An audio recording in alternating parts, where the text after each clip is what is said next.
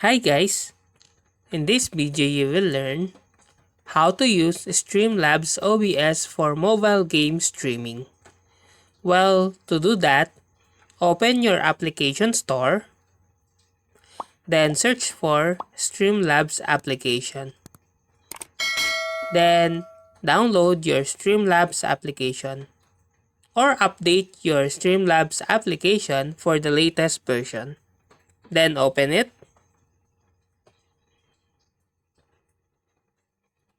You can see now your Streamlabs application.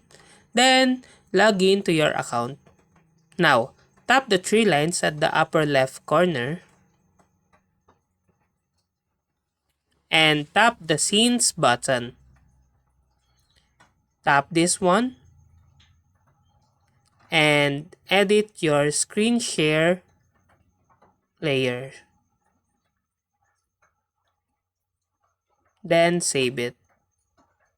Then go back to your Streamlabs and tap the Go Live button at the bottom center. Use your account to stream your Streamlabs platform. Then play your game that you want to play while using your Streamlabs OBS for streaming.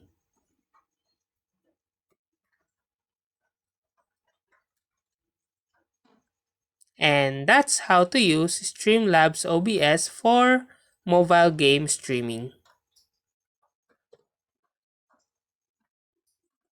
If you like this video, please click the like and subscribe and ring the bell icon